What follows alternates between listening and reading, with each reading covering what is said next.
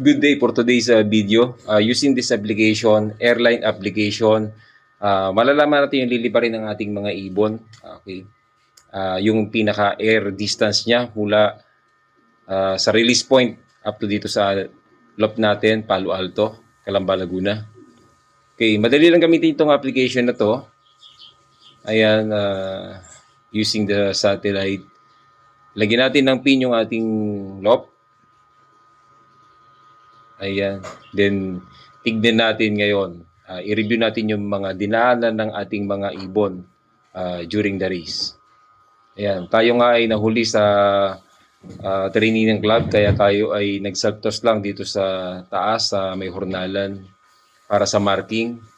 Then, kumarga na tayo ng Chao. Ayan. About 38 kilometers agad yung kanilang nilipad. So, nahirapan nga sila nung una. Ayan. Using this application, makikita natin yung mga dinaanan ng ating mga ibon. Ayan. Sariaya, Lucena, Timonan, Agdangan, Unisan, Pitogo, ayan, General Luna. First lap. Tapos, kumabila. Dito, sa Del Gallego, second lap. Ayan. Tapos, Naga City. Hanapin natin yung Naga City. Okay, ito yung Naga City. Then, liliparin naman nila ngayon darating na Sunday ay sa Daraga, Albay. Yan, malapit yan dun sa, sa Bulgan. Hanapin natin ang Daraga. Ayan, Daraga. Okay, one more pin dito sa Daraga para makita natin yung mismong kilometers na liliparin natin yung mga ibon. Ayan. About 304 kilometers. Ayan, maraming nag-iiyakan gawa ng yung iba talaga hindi nakauwi ang mga ibon dahil ayun nga, kita nyo sa balita yung mga nangyayaring lambatan. So sana ang mga ibon natin ay hindi dumaan sa mga lambat na yan.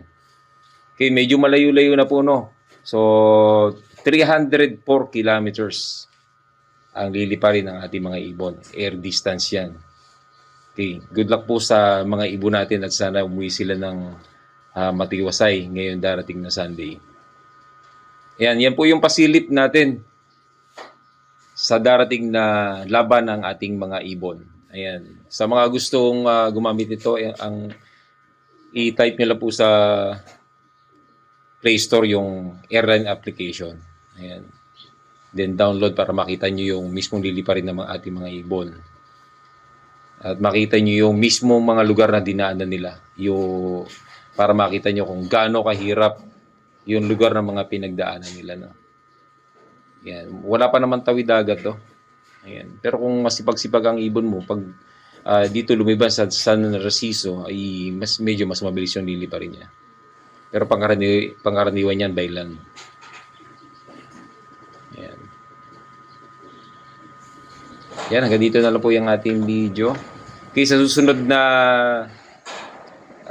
lap ay gagawa ulit tayo ng video para ipakita sa inyo mismo yung liliparin ng ating mga ibon. Ayan, para updated kayo. Okay, maraming salamat.